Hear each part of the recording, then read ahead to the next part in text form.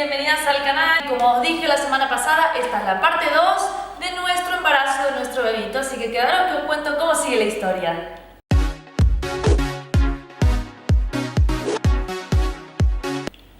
Bueno chicas, siguiente paso luego de Copenhague, volamos y aquí pone el cuadro Palma de Mallorca. Hemos seguido aquí en España el tratamiento, hemos decidido ir a la clínica Ivilab. Hemos llegado a manos del doctor Marqueta, que ha sido muy recomendado, así que decidimos, después de averiguar en varias clínicas de fertilidad que aquí había en Palma, pues ir a Ivilab.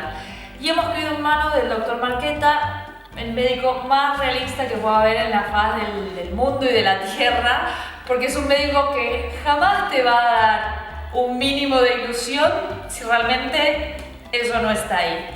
Y bueno, ha pasado otro año más, ya que el proceso duró 2 años y medio, y en ese año pues también hemos tenido bastantes bajones porque yo he realizado 3 in vitro, Cristina ha hecho una, y aquí en España la diferencia con Copenhague es que se permite el método de ropa. La verdad que España es muy avanzada en cuanto a niveles de leyes en tratamientos de fertilidad. La otra diferencia que tiene con Copenhague es que aquí no hay open donor, el donante es anónimo, tú no lo eliges, no tienes acceso, solamente completas una hoja con las características tuyas físicas y la bióloga elige al donante que es más compatible según tu grupo sanguíneo, color de pelo y tal. El método ropa lo que quiere decir recepción de óvulos de la pareja. Es como si Cristina hiciera la primera fase de la FIV, que ella se hormona, le hacen la aspiración a ella y hacen el ICSI, que sería la fecundación en laboratorio, y esos embriones, en vez de transferirlos a Cristina, los transferirían a mí. Entonces es muy bonito el método de ropa porque uno se siente en una pareja de mujeres que las dos forman parte de ese proceso de gestar un hijo. Una es la madre progenitora y otra es la madre de gestación. En este caso, bueno, no pudo ser así. Nuestro bebé está habiendo hecho la FIV conmigo, con mis óvulos, porque como expliqué en el vídeo anterior, la calidad de los óvulos de la mujer baja mucho a partir de los 35 años. Cristina ha respondido muy bien al tratamiento, ha sacado incluso más huevos que yo, pero claro, luego cuando tenía que llegar a unos ciertos días esos óvulos y demostrar su calidad, por decirlo de alguna manera, empezaban a morirse y empezaban a bajar mucho en calidad, entonces tampoco se llegó a hacer una transferencia, no se llegó a fecundar ninguno. Fue difícil porque a Cristina le costó bastante todo el proceso de hormonarse y tal, ella es un poquito más aprensiva. Fue bastante doloroso porque yo ya había hecho 2 in vitro en Copenhague, 6 inseminaciones, 2 in vitro en IBI sin resultado, luego el in vitro de Cristina y el próximo paso en el que ya todo el mundo presionaba, ¿qué pensáis que es? Pues la ovodonación, o sea, ni tu huevo ni los míos, pues la de una donante, o sea, todo donado aquí. Y a ver, yo no digo que está mal, para nada, es otra posibilidad y gracias a Dios que existe porque te permite poder vivir un embarazo. Pero yo aquí teníamos como pareja un poco la confrontación con Cristina porque para mí, a mi criterio, yo moría por vivir un embarazo, moría por sentir lo que era un parto, pero pensaba, no voy a llegar al punto de donación porque eso yo ya lo veía como un poco un capricho, ¿no? Porque gestar un niño que no tiene nada que ver con mi genética ni con la de Cristina y encima hay un semen de donante, cuando hay tantos niños abandonados que están huérfanos, que no tienen padre ni madre. Para mí el siguiente paso ya era adoptar, me negaba bastante a hacer la ovodonación, pero bueno, yo conozco un montón de chicas que lo han hecho por ovodonación y están súper felices y los niños parecen de su propia genética porque realmente los biólogos hacen un trabajo muy minucioso. Cada paso que uno va decidiendo y va haciendo en un tratamiento de fertilidad son cosas que tiene que ir aceptando y son decisiones a las que uno va llegando de acuerdo a la experiencia, ¿no? Yo si en el principio del tratamiento me hubiese imaginado que en algún momento hubiese planteado donación, me hubiese negado rotundamente, pero bueno, cuando llegó el momento, después de tanto camino hecho y después de tantos tratamientos hechos y cuando ya el estrés económico se sumó un montón, pues era una posibilidad, no era algo que le decía sí completamente, pero era una posibilidad en la que el médico era realista. Pero bueno, vaya a ser cuestiones de que ya piensas que no puedes más y he decidido hacer, bueno, como un cambio, ¿no? A mí me costaba mucho también el tema de frenarme. Yo decidí parar con la empresa donde trabajaba, que llevaba 4 años al ser profe de educación física, me costaba bastante naturalmente ya bajar y quedarme tranquila, pero sí estaba trabajando todavía más. Entonces, en el último intento coincide que yo renuncio a mi trabajo para empezar a trabajar con Christine y que realmente es un reposo absoluto después de la transferencia y que realmente es lo que toca, ¿no? Quedarse en el sofá como si estuvieses enferma y no moverte y estar tranquila.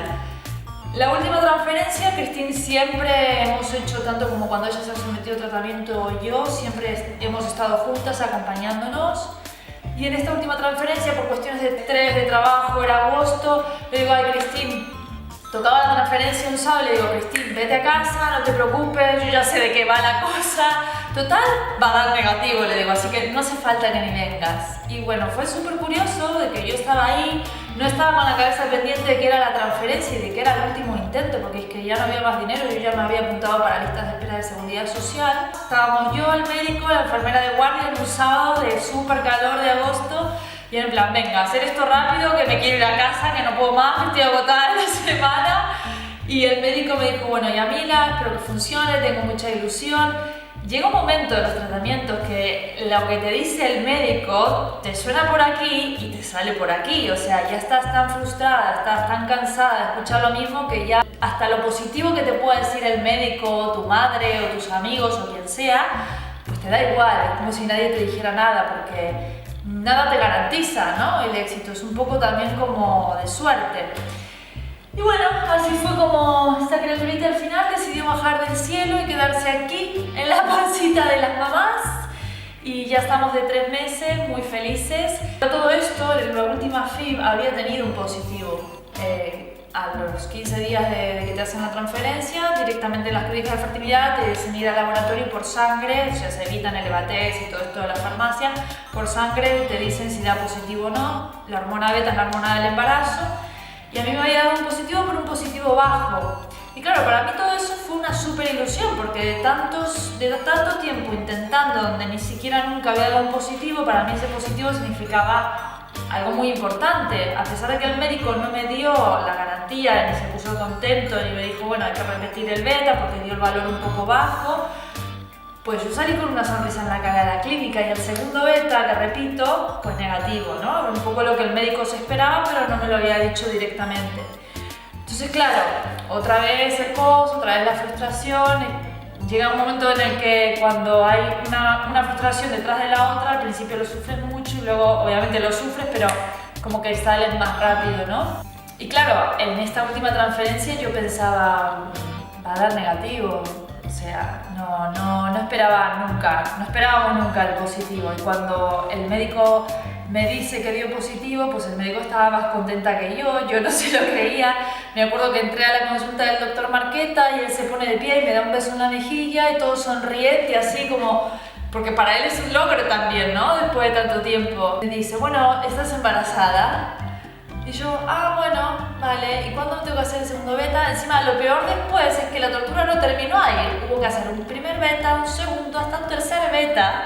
O sea, me daba bien el valor, pero ya por todo mi historial, es como que no se fiaban mucho y me hacían repetir cada 2 días el beta. Era como en plan, Dios mío, ¿cuándo va a decirse de una buena vez que ya está, que es el número que toca y adiós, ¿sabes? Y a pensar ya en otra cosa. Bueno, cuando me dejan de dar los 3 betas y ya me dicen que tengo que sacar el turno para la primera ecografía, bueno, con Cristina estábamos muy felices. No fue una reacción así de ¡wow! Porque es algo que esperas tanto que como cuando llega dices, bueno, por fin, ya está, lo tenemos. Y también tienes miedo de que no sea así, como que estás con un pie dentro del sueño y con otro fuera. Esa es la sensación, al menos que vivimos nosotras. Cuando llegó la primera ecografía, ahí como que dije, hostia, esto me parece que es cierto, y de hecho le hice la broma al doctor, le digo, doctor, creo que empiezo a creerle porque no me ha bajado la regla, le digo. Me dice, bueno, menos mal, me ha dicho, y luego cuando hace la ecografía y ves, en las clínicas de fertilidad te hacen la ecografía muy pronto, entonces se ve un puntito que se ve, ¿no? Y ese puntito se supone que es el embrión. El médico pone el Doppler en el corazón del bebé, de ese puntito que apenas se veía y se movía algo así y escuchamos el corazón. Bueno, es que ahí fue tremendo, a mí se me cayó una lágrima, Cristina paraba de reírse y bueno, nos abrazamos y dijimos, sí, lo tenemos. Ahí fue como el momento en el que fuimos conscientes de que realmente eso estaba ahí y bueno, nos pusimos felices. Así que bueno, chicas, pues esto ha sido el resumen de lo que ha sido los 2 años y medio de trayectoria de mí y de Cristina. Hoy en día ya mamás, futuras mamás las dos. Y aquí un poquito lo que pone el cuadro es que esperamos este bebé con mucha felicidad, que para nosotros es un milagro nuestro, y yo creo que si es una niña la vamos a llamar milagro, porque realmente que hoy esta criaturita adentro de mi panza es un milagro y ha costado mucho esfuerzo y trabajo, y la pintura todavía está fresca. Bueno, aquí pone Buenos Aires, Múnich, porque yo soy porteña, soy de Buenos Aires y Cristina es de Alemania, entonces aquí un poquito la parte de la esencia de cada una dentro de esta gestación, quiere decir. Y acá pone ya te amamos tanto, que eso ya antes de que existiera, lo deseábamos mucho. Y aquí lo que pone es paciencia, pasión, por aquí, y amor, que son valores que se necesitan mucho para poder seguir adelante y no quedarse en el camino y seguir y seguir y seguir. Si os gustó el video, darle like, dejadme aquí abajo comentarios si queréis que sigamos haciendo videos de cómo me voy sintiendo, cómo fueron los primeros síntomas, cómo fue cuando se lo conté a mi familia. Una anécdota de cuando se lo conté a mi familia es fantástico, porque lo primero que te dice tu abuela, nena, ¿qué se sabe del padre? ¡Chachán! O sea, ¿qué padre? Aquí no hay ningún padre. O sea, hay un donante. O sea, llamemos las cosas por su nombre. Donante es un niño de 18 años que fue a una clínica para que le den 50 euros y poder salir el fin de semana de fiesta. Y ya está. Lo siento ser tan fría, pero es que es así, no hay más. O sea, y yo, las veces que he estado en IBI, yo ya sabía, de tantas veces de ir a la consulta, quién era una ovodonante de un donante de seno. Tantas horas de estar ahí en la clínica y de esperar, yo ya sabía los perfiles de cada persona que entraba. Los primeros que entraban a la primera vez de su primer tratamiento, que miraban toda la clínica así acojonados y no sabía dónde iban. Los que ya iban por 14ª vez o lo que iban a buscar el segundo niño. A mi madre me preguntó lo mismo también, ¿qué se sabe del padre? Digo, al final la conclusión que hemos llegado con el médico, mamá, ¿qué importa si la genética no tiene al final nada que ver? ¿Cómo me puede decir eso que la genética no tiene nada que ver? ¿Cómo me puede decir esto? Bueno, en el sentido de que muchos niños son adoptados, no tienen nada de genética de los padres que lo adoptan y sin embargo son más lazos de sangre que a veces un propio hijo que se hace de la propia genética. Y cualquier duda, chicas, que tengáis, o chicos, o parejas también, ¿no?, sobre los pasos, sobre cómo empezaría y sobre contención que necesitáis, escribirme, que yo estaré encantada de ayudaros, porque sé que es un momento especial, sé que se necesita, así que cualquier duda que tengáis, o me dejáis comentarios o me escribís un mail y os contestaré en cuanto pueda. Bueno, muchos los wins con pintura para todos. Hasta el próximo vídeo.